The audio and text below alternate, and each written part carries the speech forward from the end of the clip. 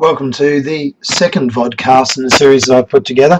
The aim of this particular vodcast is to give you a little bit of an understanding of who the Nazi Party were, so you could read back over it, think about what the Nazi Party believed in, perhaps do some research. It's a starting point, or a way of talking to you a little bit about who the Nazis were, what they believed, defining the terms for you, getting you used to this concept of NSDAP, perhaps the most precise way to refer to what we call the Nazis. So let's have a look at that. When we get a basic understanding of the Nazi Party, it's going to make it very easy for you to do some other elements of your assessment this term. So let's go with the most basic thing. The Nazi Party is a political party that existed in Germany between 1920 and 1945. So it was formed just after World War I ended in 1918, and it ended with the end of World War II and the defeat of Germany by Britain and France and the United States and the Soviet Union. Now, what's a political party? Think of it as a club where people with similar interests come together, but their purpose in this club is to take control of a government, to bring in laws that they think are important for a country. In Australia, we have the Liberal Party, the Labor Party, the Liberal National Party in Queensland. Each of these political parties are political clubs concerned about the way the government operates, and they try to get the support of the public to bring about changes in their society. The Nazis were a particular type of party, and let's get to the root of that word Nazi. The real name of this thing that people called the Nazi Party was the National Socialist German Workers' Party. But let's remember, of course, they were German. They didn't say National Socialist German Workers' Party. They actually said it in German. Now, I'm going to struggle through pronouncing the German term that you can see on the screen at the moment. National Socialist Deutsche Arbeiterpartei. National Socialist, pretty obvious. Deutsch is the German word for German. Workers, Arbeiter, Party, Partei. Easy. Now that's a pretty big mouthful. So Germans themselves, like the English language gets shortened, very similar, the Germans themselves shortened the name of that great big party and just called anyone who was in it a member of the National Socialist German Workers' Party, a National Socialist. To do that, they even created a nickname. And if you have a look at the spelling, they took the NA at the start of National and the ZI from the middle of Socialist and ended up with Nazi. So Nazi became a nickname. There are other political parties with similar nicknames. The Socialist Party were called Socies, and so on. So the National Socialist German Workers' Party, the National Socialist Deutsche Arbeiterpartei gets shortened to National Socialist, and we've contracted that even further and just used the word Nazi. A Nazi was a member of the National Socialist German Workers' Party between 1920 and 1945 in Germany.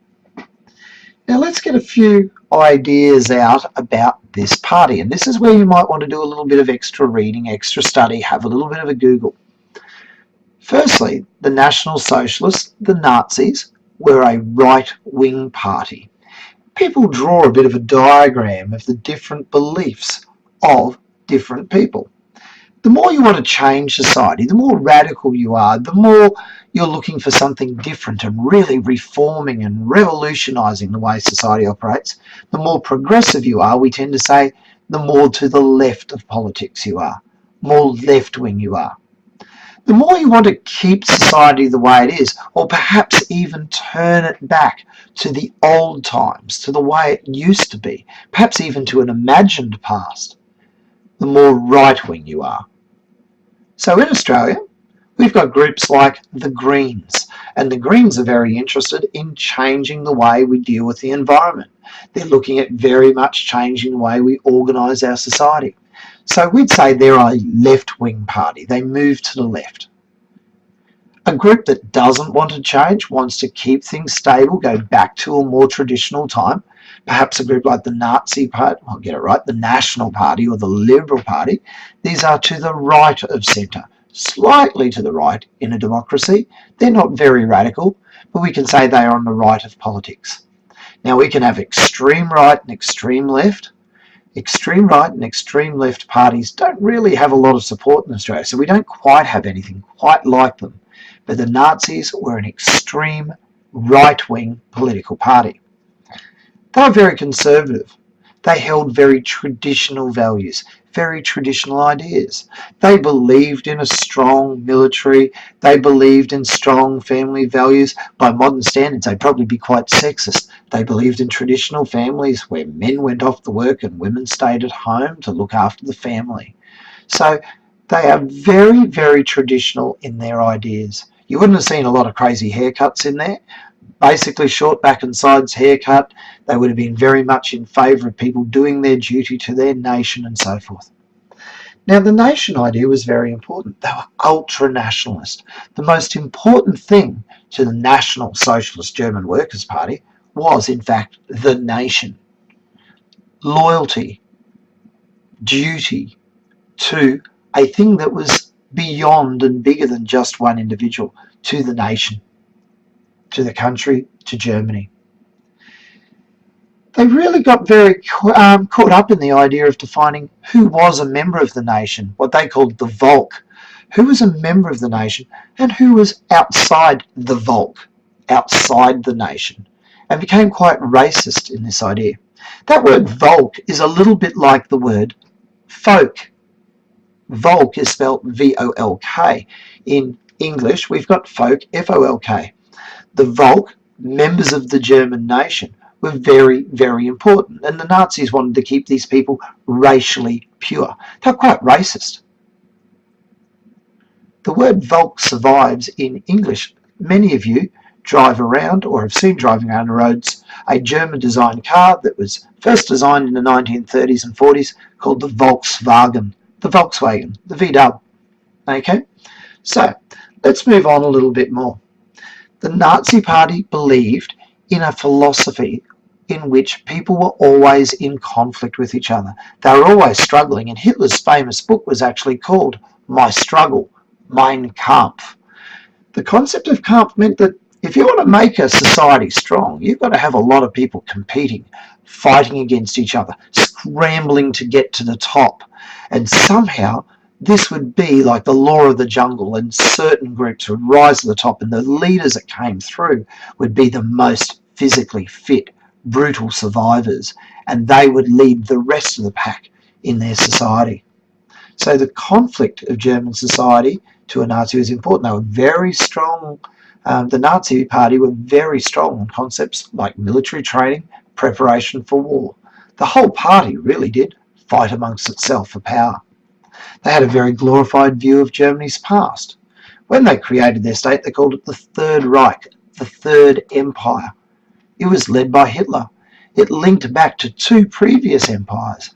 It had an understanding of Germany that was a little bit false. They believed in a magical, strong Germany, a mythical Germany that never really truly existed.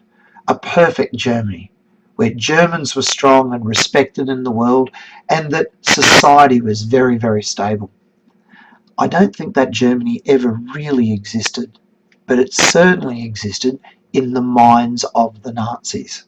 They were turning back the clock in some ways to this great and glorious past of the First or Second Reich. They were creating a third glorious Reich that would last 1,000 years. Hitler was a charismatic leader, but he was also supported by his brown-shirted SA. He was a great speech maker, very engaging. Some people described him as a hypnotic speaker. Certainly, his Sturmabteilung, brown-shirted stormtroopers, also added to the atmosphere. They were almost a cheer squad. They intimidated people who were not engaged and who were not listening to Hitler. This army was set upon any other political parties that existed, to threaten them, to chase them out, to stop them competing for power. The Nazi Party, the NSDAP, formed a government in Germany in 1933. They call that government the Third Reich. Their government had a range of objectives. One of the interesting ones, one of the very important ones for our unit, was what they called the drive to the east. They wanted to create a larger Germany in area. They wanted to expand Germany, and we'll have a look at a map in another vodcast. As they drove into the east, they'd be creating an empire. And this empire would have a large amount of Lebensraum, living space for Germany, where the German people would move out and be able to cultivate the soil and make a great empire for themselves. Standing in the road of this great empire, according to the Nazis, was the enemies of the Nazis, the enemies of the German Volk, who were within Germany making it weak. Clearly something was stopping Germany being strong in the 1920s and 30s, and the Germans felt that they could find these people who were being identified by the Nazis. So who were they? Well, rival political parties, such as the Socialists, the Sozis, the Communists, groups that were called asocials, homosexuals, prostitutes, the homeless. In some cases, even the handicapped were considered asocials. These were people who were weakening the German Volk, according to the Nazis. Intellectuals, people who thought too much instead of getting on with the job of making Germany great. People who argued, saw things differently. Often artists were considered enemies of the German Volk. And of course, there were the race enemies, those people who the Nazis believe polluted the German Volk, undermined the biology of the German people, like a vermin, a disease, a virus affecting the nation itself. And these people had to be rooted out. Who did they consider race enemies? The Jews are a very important one for our unit. Gypsies, the Roma, another ethnic group in Germany, and a group that lived to their east, the Slavs, the Slavic people, people who lived in areas like Poland, Czechoslovakia, Yugoslavia, areas very much on the borders of Germany. The Germans considered these people were only fit to be slaves of the Volk. So Slav and slave are very similar related words. But that's a good spot to leave it in this unit. Our next vodcast is going to look at how the Nazi parties built a totalitarian state using laws, propaganda, state organised terror, the secret police, the SA, a group called the SS, and all of these coming together to create what was known as a police state. We're going to look at how they controlled education, youth groups, and censored information. The Nazi party state attempted to reach into every aspect of the daily lives of German people, and that made them totalitarian.